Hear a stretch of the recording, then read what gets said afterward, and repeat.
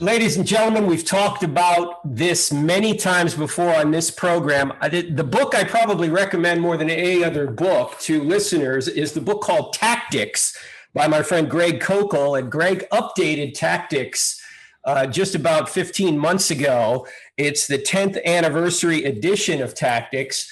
And the book is so good and the tactics are so essential that we thought we'd discuss some of them again. When the book came out about 15 months ago, the new edition, we had a program, but I wanted to bring Greg back on to talk more about it and also to talk about an issue that is encroaching on us and the church right now. And that is the idea that you can be so skilled at tactics, but if people are not open to reason, what do you do then? That's where we are right now. So it's always great having Greg on from Stand to Reason. Greg, how are you? Hey, I'm doing all right, Frank. You already made your first mistake, though. You said ladies and gentlemen. So I can't say that anymore. I'm sorry. Yes. There you go. At least not in Congress. Fellow hominoids. So what should we say, Greg? We got to the living beings. I don't know what the politically correct terms are nowadays. Well, you know, Greg, that you can't use the word son, you can't use mother, you can't use terms like this in Congress anymore. That at least that rules out a bunch of curse words. Yeah, that's I thought about that. By the way, I read the material on that. It's fairly restricted in scope and where these things can show up. They can talk like that, but they can't write like that, I guess. But you know, this is a harbinger of what's to come. You know, we're just this is just the beginning of this enforced political correctness, and it creates a challenge for us as followers of Christ to try to engage a culture that refuses to speak even the language of common sense anymore. Well, that's what I want to get at, Greg, because your book is the standard on how to have conversations. And by the way, if you're listening right now and you're not a Christian, you'll still benefit from this book, Tactics. Because if you want to have a good interaction with anybody on any topic, the tactics that Greg talks about here are applicable to conversations even that have nothing to do with religion or Christianity or values. So I highly recommend you get the book Tactics. But Greg, I do want to start with this question because it's been troubling me and I have no idea how to answer it. You know, critical theorists today say that if you use reason, sorry, you're a racist. You're just trying to cover up the fact that you're a racist. They're actually rejecting the use of reason, Greg. How do we deal with people who won't listen to reason? Well, I mean, the first question that comes to mind is, why would you say that? And the way they're going to answer is to give you reasons why reasons don't work. Now, what this does is it's not meant to be clever or glib. It's meant to reflect a very important truth that I talk a bit about in a chapter in the new edition of Tactics called Inside Out. And this is a really, really critical concept that I've been using for years and years. And the idea I got from Francis Schaeffer, and the idea is that human beings are all made in the image of God, as a matter of fact. And they have to live in God's world, okay? They cannot escape that. And since they cannot escape that those things that are built into human beings in virtue of being made in the image of God, that's on the inside. These things are going to come out on the outside eventually. And it doesn't take very long, okay? And embedded in the challenge that you offered was the same concept. You know, you can't use reason. Okay, well, why not? Which is a fair question. And then they're going to give you the reasons why you can't use reasons. In other words, they have come to a conclusion for particular reasons, and they think their conclusion is valid and sound based on the reasons they've offered you. Now, they can't help from doing that because they are human beings made in the image of God. It is an automatic response, all right? So the first thing that I want people to understand is that they have an ally, and their ally is reality. The way the world actually is, that is the way God made it, and the way human beings actually are, that is the way God made them. And if you understand this concept, then you can begin looking, or rather listening, for the cues, or rather the tells, the giveaways that are in people's language. Now, it's not, we don't do this for the sake of having a gotcha moment, all right? Because as you pointed out, Frank, it is very, very difficult to navigate in discussions, especially with the critical theory types. And I'm not sure how much you've got into this with your audience, but basically the whole approach of CRT, critical race theory, is, though it includes more than race, is that those who are oppressors, and that would be people like you and me, like fourfold, because we're not only white, we're also male, we're also heterosexual, we're heteronormative, we're cisgendered normative, and we're Christians. What's that? 6. We're 6 times an oppressor, okay? Greg, I'm going to cancel myself. I just can't go on. That's ridiculous. And so what they have done is they have decided that we have nothing to say in the conversation. Now, when you ask them why we have nothing to say, they're going to give you their reasons why we have nothing to say. Okay. And why they, because of their own lived experience, they're the ones who can speak legitimately and with accuracy about the nature of the world, the way the world actually is. So it turns out they are common sense realists when it comes to the basic things of the world. They can't get away from that, but they are trying to use other means, rhetoric, demagoguery, changing the definitions of words, accusation, ad hominem, genetic fallacies, all kinds of rhetorical noise to browbeat and bully those who don't agree with them. So this is a very, very tough circumstance to have to face for the Christian. And it's why questions are so vital in the conversation. Wait a minute, Greg. Aren't these people the ones who say that they're fighting oppression and they're using oppressive tactics to fight oppression? Is that what they're doing? Well, they're using legitimate tactics to fight oppression against them. That's what they say. But this is all part of what amounts to a kind of a shell game. And once one understands how critical theory is meant to work, they can see the shell game, and that helps them to maneuver. Now, when a lot of this really boomed onto the scene here in March or May after the George Floyd incident, this is where it all kind of exploded. There were so many Christians that were caught by surprise that they were bending their knees, literally genuflecting to the left, beating their breasts, mea culpa for my white privilege, not realizing how they were being taken in by the rhetoric. And this is the world of ideas that we're facing right now, that the Columbo tactic, the questioning tactic, maneuvering with the other tactics in the book, like the one I mentioned just a moment ago, Inside Out, is going to be one of the few ways that any Christian is going to be able to hold their own in a conversation with these kinds of people. Otherwise it's a lost enterprise to converse with them, because they beat up on the Christian powerfully in rhetorical ways.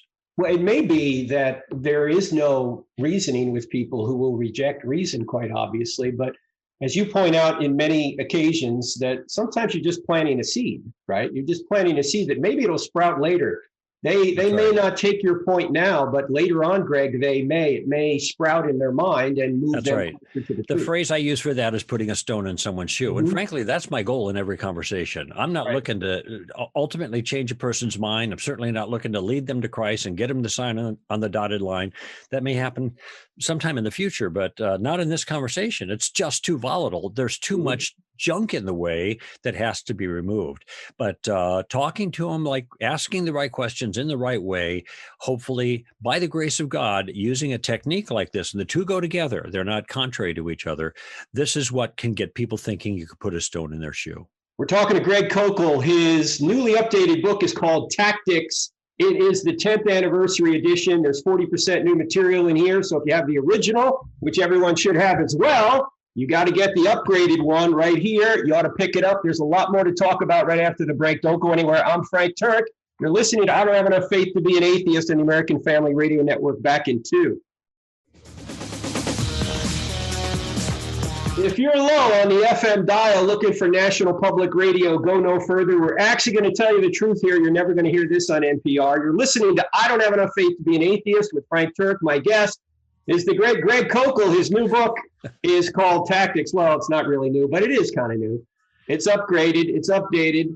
It's the 10th anniversary edition. And by the way, couple of things I don't think I've mentioned to you guys yet. Number one is all of these podcasts are now being transcribed by our elite events coordinator, Ms. 𝗧𝗢𝗥𝗧𝗏. So you can read these conversations that we have here. I don't have enough faith to be an atheist.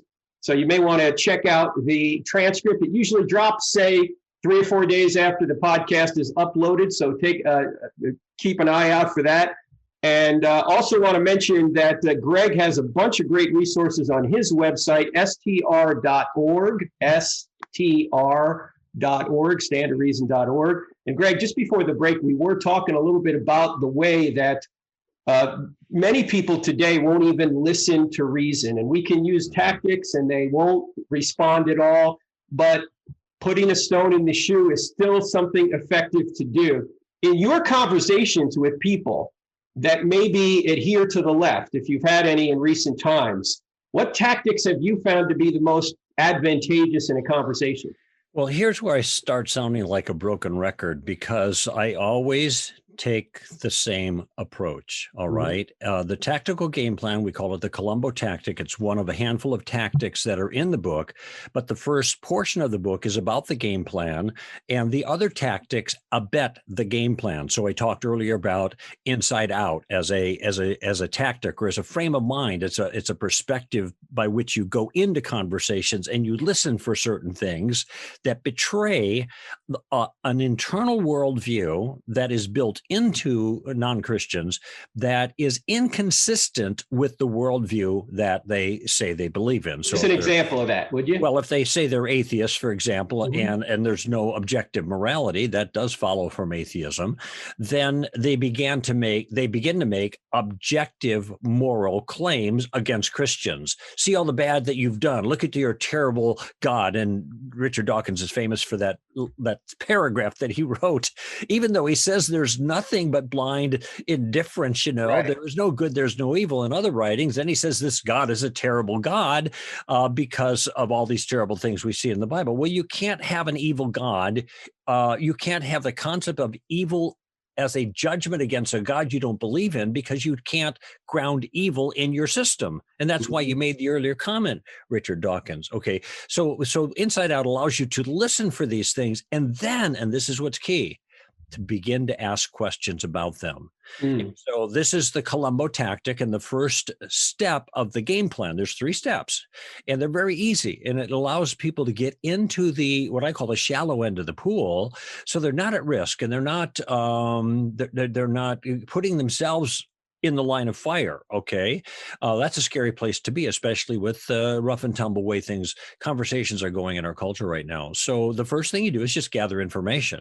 So when people are making these particular claims, like you're a racist, there is a technique for that, and I call it sticks and stones. That's one of the tactics in the new 10th anniversary edition of the book, and that is you always ask the first Columbo question, what do you mean by that?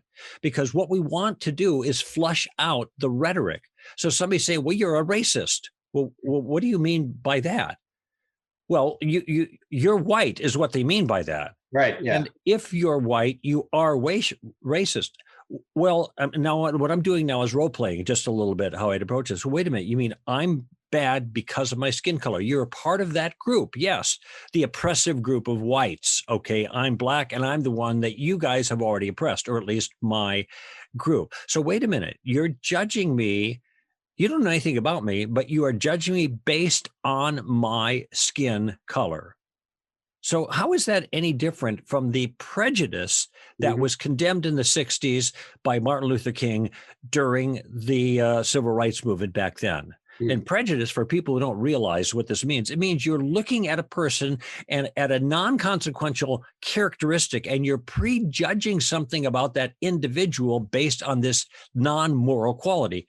Skin color, which is what happened in the 60s and the 50s and Jim Crow laws and all of that. They're black, so they're lazy, or they're black before they're stupid, and they're black, so they're criminals. And these are the kinds of judgments that people made in the 60s that were prejudicial based on skin color. So now I'm just asking the question, you seem to be doing the same thing to me. How is that any different? I want them to make sense of that. Okay. And so this is the way I'm going to converse. Notice I am not objecting to their view. I'm not thumping them on the chest, poking them in the eye, because that just makes mad people madder. Right, right. I am simply in a relaxed mode, asking questions that are relevant to the confusion that they're expressing in their challenge. I got to see the confusion to use the questions to expose it, but the questions are the way that I go. Right. And that really deflects a lot of the problem. Why do you think it is, just as from an observational perspective, why do you think it is that the people who say they're fighting for racism or against racism seem to engage in it themselves in order to allegedly defeat it? It seems quite odd that's because what they would do. Well, that's because all of the terms have changed definitions. Racism is something that a person of color cannot be guilty of. According to critical theory. It's impossible to be guilty of that. And it's simply because of the way the definitions have changed. Now, the old saw is when words lose their meaning, people lose their lives. And one of the things I'm going to be writing about very soon is the way that words like prejudice and bigotry and racism and discrimination have lost their classical meanings, but they carry with them their classical, how could I put it, their connotations, their feelings, and so their tolerance sounds like a good word, okay, but tolerance has been turned on its head, and so now tolerance, what used to be called tolerance, the virtue of tolerance, is now actually intolerance, and what used to be called intolerance is now called tolerance. But the words are the same as before, and so it still sounds like something good, even though the underlying notions have changed. The same thing is happening with the word racism. Now racism means something entirely different than it used to be. Classical racism is the idea that one race is inherently superior to another race. Now, if what you do nowadays is you identify a cultural group that has problems with crime or something like that, a cultural group that is characterized maybe by a skin color or a certain belief or something like that, well, that then is racism, even though your reference is to cultural behavior, not to the racial behavior. This is a distinction they're not willing to make because it doesn't serve their purposes.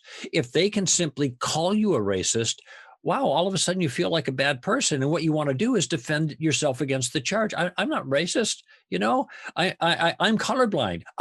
That's proof that you're racist. Because you don't take into consideration the particular circumstances and the history of what's happened to people of color in the past. You can't be colorblind.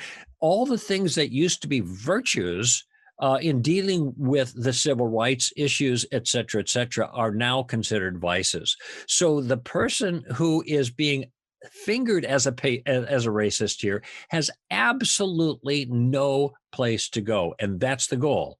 This is the rhetoric. This is the demagoguery. This is the highfalutin language that incites anger and hostility and fomates a conflict between people. And it's all coming from the same side, and that's the left.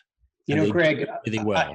I don't know the history as well as I should on this, but it seems to me that racism was at least partially put forth by Darwinism. The famous title of his subtitle, of the subtitle, "The Favored Races," right? That was Darwinism. Right. And eugenics was something put forth by the scientific community. Right.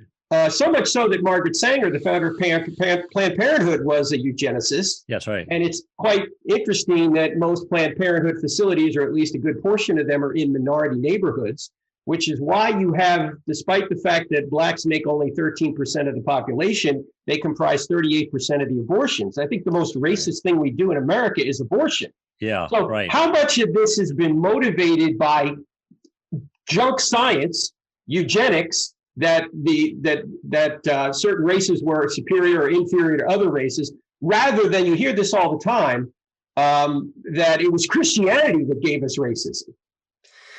Well, yeah, this is a little more complex because Yeah. the issue of what you're trading on a little bit in your question, Frank, is the classical definition of racism, as if racism has something to do with genes. And so therefore eugenics, that's good genetics, meaning you get rid of the bad genes, the less favorable species. And this was the subtitle of Darwin's Origin of Species that mentioned this. And he was, by today's standard, he was a grotesque racist, but it did follow. It did seem to follow from his own ideas. Right. But now, see, all of those terms have changed. What is an issue now is not so much genes, it is appearance and the structures of power in culture. Okay.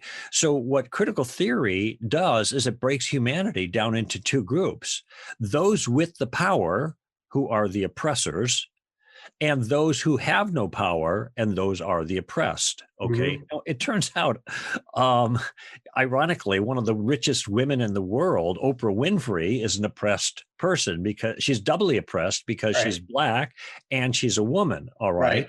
But this is the way the logic works. And you could have a white person that is completely given a Wilberforce type to fighting slavery and the like. And by definition, that person is going to be an oppressor. Now, it might be an oppressor who got a conscience in their way of thinking and realizes how bad he is and is beating his breast, like I said, with the mea culpa, my fault, and becomes what is called woke, WOKE. And this is a term in the discipline and in the culture now for those people who are oppressors who kind of get it right, and now they want to do their best to make amends. And the amends they making amends is called social justice. And just to point out, this is the term social justice, I think, is a kind of Trojan horse to grab Christians and drag them into the discussion, into commitment to what's going on, because they care about justice, but something else is in the agenda that's really nefarious and hostile to Christianity. Let's pick that up right on the other side of the break, Greg, because that is an important issue. Social justice, is that term something we ought to be using, or does it mean something other than what we think it means?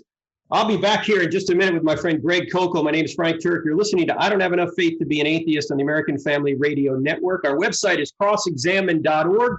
That's crossexamine with a D on the end of it.org, and we're back in 2 minutes.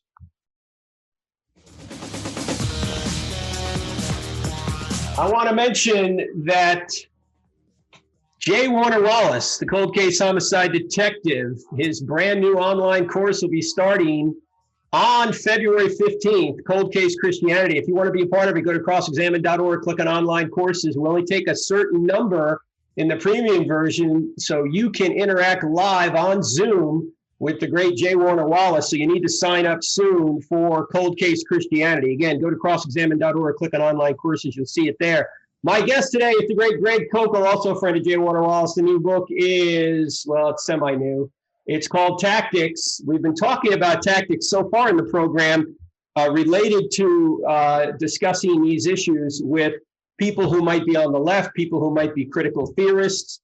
We've been talking about it with Greg, who has some great insights in on this. And Greg, just before the break, we were talking about this idea of social justice. And I think we have to use that term advisedly now, because it doesn't mean what it used to mean. I mean, biblically, social justice used to mean things like, by the way, it was invented by a Catholic priest, the term. It used to mean, helping the poor, helping the homeless, helping widows and orphans. And today we might say also helping the unborn. What does it mean now, Greg Koukl? Well, first of all, you're right. It was initially used by Roman Catholics with good intent, and I appreciate the intent. I still think it was ill-advised as a term, though, and I'll tell you why. And I'm not I think someone else made this observation. Might have been Dennis Prager. But whenever you add an adjective to the word justice, you corrupt it. You change it. I mean, when you think about justice, the rich notion of justice, why does it need an adjective? Justice should apply to people. And whether they're people of race or poor people who have been treated unjustly, okay, and that's an important qualifier. There is when the scripture talks about the poor, it talks about those poor who are being taken advantage of unjustly in virtue of being poor. They are not saying it is unjust for them to be poor. In fact, it says in the law, and this is the book of Exodus, I read it recently, that you should not favor the poor in judgment. All right. But or see, the rich, either way. Yeah. Yeah, or the rich, yeah, but yeah, I way. think that the reason it says don't, it adds that about the poor is because there's maybe an incentive or maybe a compulsion to try to feel bad for somebody who's poor. The question is whether or not they've been treated unjustly. Now, the idea that if a person is poor, it is a result of injustice, that's Marxist. Marx said, from each according to his ability, to each according to his need. Okay.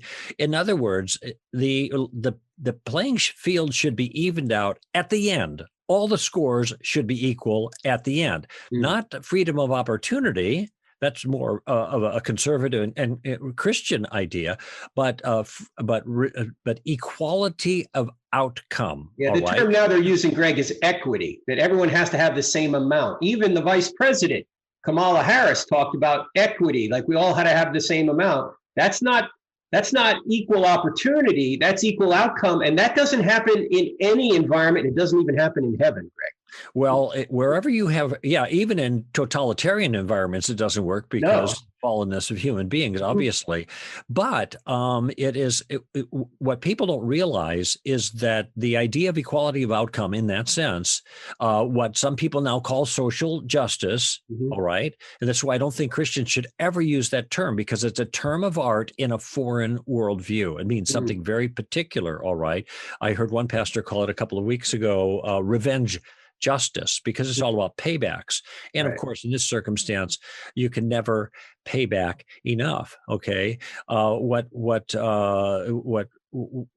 people don't realize is when you advance an idea like that, you must surrender freedom. And it's not just, accidentally connected. It is necessarily connected. If people have freedom, some people are going to do more than other people. And as a result of the exercise of their freedom and their hard work or their lack of work, because they just want to kick back and no big deal, they don't have ambitions, there are going to be inequalities of outcome. Right. If the only way to erase inequality of outcome is to take away freedom. The two are connected. And this is what a lot of people don't understand. And it's become almost like a knee-jerk reaction now to think, well, look, this group does not have as much as this group has. And so therefore, there is injustice.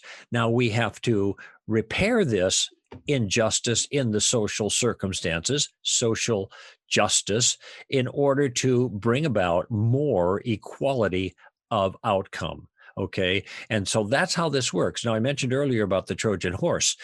This is all Marxist thinking, and critical theory came out of Marxism. It's the same basic dynamic. They have just expanded the categories, where Marxism is between the worker and the capitalist, the proletariat and the bourgeoisie. Now the categories of oppression have become much more expansive, but it's the same general categories. And when Christians with good intent, because they care about justice, get carried away with the so-called social justice, which is a perversion of justice in my view, then this is the Trojan horse that gets them into and part of the project that is essentially Marxist at its core. And this is happening to a lot of people who love the Lord and care about justice, but they are being taken for a ride and they don't realize it. So let's use some tactics, Greg. Then if someone were to say to you, Greg, why aren't you for social justice? You are going to respond how? What do you mean by social justice? I'm not really clear on that term. Okay, there it is. It's reflexive for me. These are terms that are loaded terms. All of these terms are loaded terms. Right. Okay. And so therefore, what we need to do is have the other person clarify exactly what they mean. Now, once they start to clarify, and we're all ears at this point, we're not challenging anybody. Okay. I'm for social justice, but I'm sorry, let me back up. I might say I'm for justice, but I'm not sure what social justice is. Okay. Well, that's justice in the social arena. Okay. What does that actually look like? Okay. And here is where I am looking to draw out some of the Marxist ideas that drive this. Okay. And if it turns out then that they start expressing that equality of outcome, then I ask the question, why is it that somebody who works harder to gain something for himself and his family should have that taken away from him or her or they or ampersand or, try not to use binary language right now, but you get the point, and have that what they earned taken from them and given to someone else. How is that just? That's what I'm stumbling over, the justice part of this. Help me understand that. Notice how all I'm making is an appeal for information, but my questions are carefully worded to get at my understanding of the limitations or difficulties or flaws in the approach. So I'm not going to let them let rhetoric do all of the work for them and make me look bad and make them look good. As you know, ladies and gentlemen, Satan comes as an angel of light. And what that means is he will disguise himself to sound good, but under that sugary coating, when you unpack what something really means, you realize it's not as flowery and as loving as you think it is. And I think a lot of that has been done, Greg, to Americans by the left and some of the language that they use. As you pointed out earlier, tolerance no longer means really tolerance. Love now means approval. Whatever I want to do, you have to approve of if you're going to love me, right? Right. Words like social justice now have lost their meaning, or terms like social justice have lost their meaning. There's a new meaning in there. They sound good, but when you unpack them, as you just pointed out, Greg, what's actually happening is in order for their social justice claims to be adjudicated, some resources are going to have to be taken unjustly from some people and given to others. That's one consequence, but another consequence is other people are treated unjustly too. Okay, I mean, when you think about what bigotry is, or even prejudice, these are ways of these are attitudes of hostility towards individuals in virtue of some quality they have that has no moral significance. So if I have hostility towards women because they're women, that's misogyny. Okay. Right. Well, that's not right. Maybe this woman is of noble character, okay, and not worthy of my disdain. All right. Certainly women are not worthy of any individual male's disdain simply because they're female. Now, this, of course, is still an idea that people have in their minds, because that is an idea that's related to justice. But it turns out that that's precisely what's happening in reverse to men now. If you're a man, in virtue of being a man, then you're bad. You're one of the oppressors because you're a member of the group. Okay. Yeah. Once again, because you're a member of the group. The group is what matters. And what's interesting, I made that list of characteristics that you and I both have that makes us the quintessential oppressors in our culture now. But notice how many of those things are things that we have no control over. We have no control over our skin color or our gender, our sex. Okay, to use the non-politicized word, we have no control over our sexual orientation, if you will. These are natural for us. We do have a control over being Christian, okay, but the curious thing is but being a Christian, if you're a follower of Jesus, tell me all the nasties that Jesus told us to do, right? None of the things that Christians do that are nasty and deplorable that people find fault in are anything that Jesus taught. And so, as one person said, you can't hold a religion responsible for the conduct of its heretics. If people are calling themselves Christians but living inconsistent with Christ, well, then you can't lay that at the feet of Christianity. Okay. Yes, and you never judge a philosophy by its abuse. The same kind of sentiment there that's been said before. I'm reminded of that Babylon Bee headline, Greg. That's why I was laughing. They had one recently. They showed this feminized guy he's got a bun on the top of his head, And the headline is "Least Masculine Generation in History Warns of the Dangers of Masculinity." So it is true. It's the Babylon Bee. You have to go to male. Yes, you have to go to it every day to get a good laugh. And some of the headlines are just so true. You're going, wow, it would have been a joke, but it's so close to home that it's not a joke anymore. Now, right after the break, we're going to come back with Greg Koukl. We're talking about so many current issues related to the book Tactics. The brand new updated version of Tactics is out, the 10th year anniversary. You need to get so many good insights in here that if you don't have the book Tactics, consider yourself undereducated and certainly under-equipped in today's society. We're back in 2 minutes.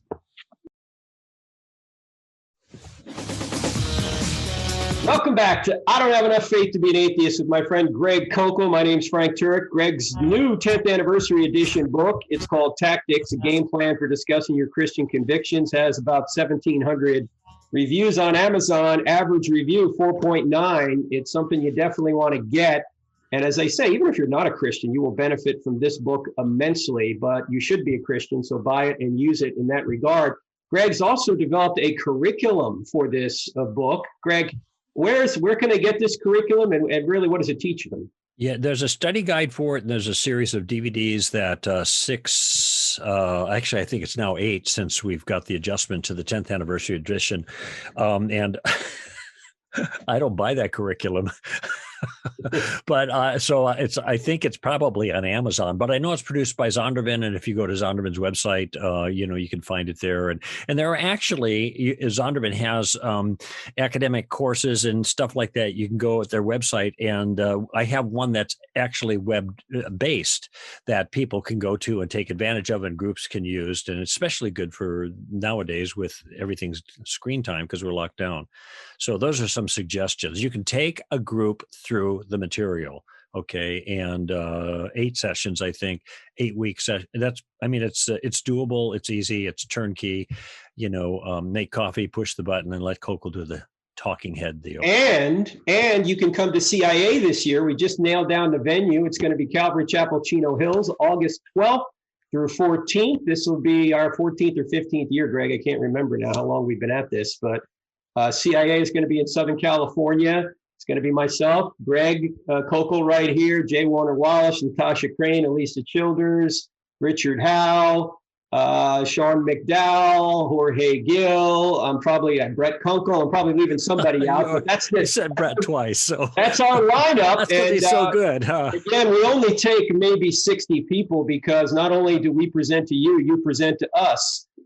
It will be on our website shortly if it's not there already at crossexamine.org. If you want to sign up soon. It's going to be August 12th through the 14th at Calvary Chapel, Chino Hills in Southern California. And Greg will be there, so you can learn more about tactics. By the way, just to saying that, you mentioned Natasha Crane and Elisa Childers. They are both graduates of CIA, and now they are presenters, and they have their own books. They're selling well. Natasha's, Elisa, her recent book, Progressive Christianity, it's on progressive Christianity. It's called Another Gospel. Is just it's in the top 1,000 right now. Last I looked, about 700 at Amazon. So it's been doing really, really well. And these are products of CIA. That's right. And Elisa has her own podcast, which is doing very well. And Natasha Crane just started a podcast as well. So there's plenty of great material out there. But if you want to be a part of CIA, you need to sign up soon because, as I say, we close it off at about 60. Now, Greg, one of the great tactics that I've been using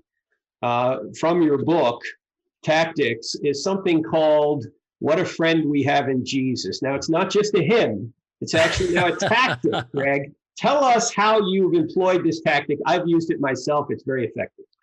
Well, it trades on the notion that Jesus has a lot of popularity in our culture. Christianity doesn't necessarily, but Jesus does. And this is why you hear people say things like, well, Jesus never said anything about homosexuality, for example. He did. Now, that's not entirely true, but let's just take it at face value. And this is, why are they saying that? Why are they making reference? Why are they trying to get Jesus on their team? And that's because people respect Jesus. And if Jesus has a view, then we have to take it seriously. And if he's pro-gay, well, then we need to take that seriously. And so he's on our side. Okay, so that's the idea behind it. All right. And so what we want to demonstrate then, what the tactic does, is takes advantage of the popularity of Jesus of Nazareth and leverages it in our favor. So, for example, when someone says, well, you guys are so narrow-minded when you say Jesus is the only way of salvation. I said, and my response is, well, I can understand why that bugs you, because it bugged me too in the past before I understood some of the reasons about it. But you know what? I didn't make that up. That's what Jesus said. And he didn't just say it once. He said it a whole bunch of times in a bunch of different ways. And so did everyone he personally trained to follow after him. Now, let me ask you a question. Do you think he was mistaken? Okay, now notice how I just pitched it right back using a question to give more force to my observation about Jesus. All right. There was a gentleman, this is before Obergefell, in the Supreme Court case about same-sex marriage. And he contacted our organization and he said, to stand to reason, he said, help us out here. My daughter's in a statewide beauty pageant. And this was when they were all being asked questions about same-sex marriage to disqualify the conservatives, basically. And she's going to be asked this question. So how should I answer it in a tactically sound way that honors the Lord? And Jesus said we should be shrewd.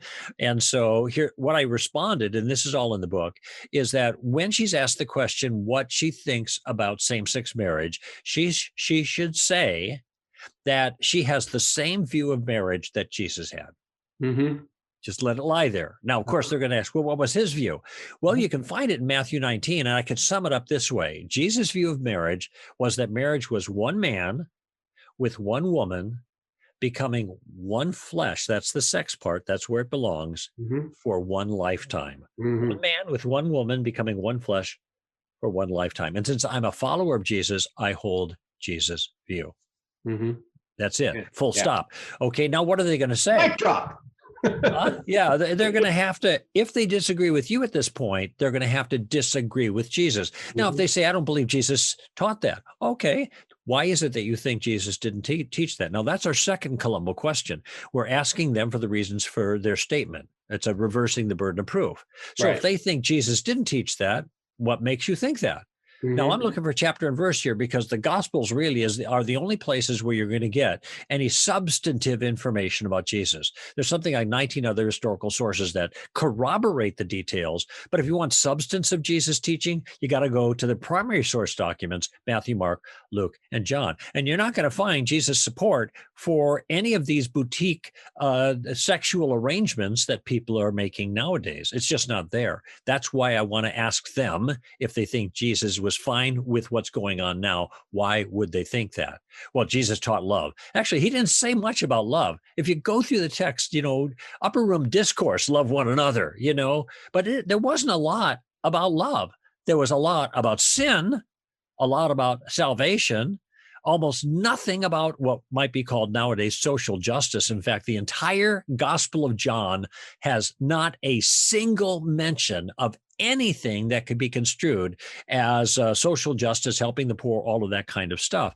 And why did John write an entire gospel about Jesus without including that? Is because that isn't why Jesus came. Yeah, Jesus did say that we ought to love one another as I have loved you. And how did he love us? He sacrificed himself for us. Right. Of course, today people think love is approval. Approve of everything I do. Well, any parent knows that doesn't work, because if you approve everything your kid wants to do, you're not loving, you're unloving. You need to stand in the way of evil.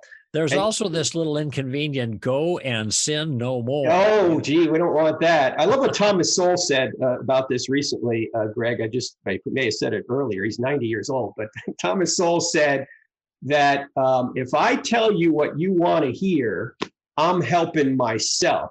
But if I tell you what you need to hear, I'm helping you. Yeah, very good. Too many people are trying to help themselves by telling people what they want to hear. I had that situation at, where was I? Towson State University a year or two ago. It's on our website. Why did God make me a lesbian? Lesbian got up to the microphone and basically asked that question. And one of my responses had to do with what a friend we have in Jesus. And Yeah. I said, look, I don't make up the moral rules. I'm not the general manager of the universe, right? Yeah. These aren't my morals. I didn't make them up, right? Yeah. They just happen to be the morals. So if you have a problem with that, you really don't have a problem with me. You have a problem with the creator upon whose nature these morals are derived. Right. Yeah. So, and why would she even think that God created her that way? Notice there's an assumption in her question, and that assumption needs to be challenged in an appropriate way. Why would you think God made you that way? Mm-hmm. Well, I was born this way. And can you cite any of the scientific evidence that that's the case? Because we know now that that simply is not the case. Nobody is born gay.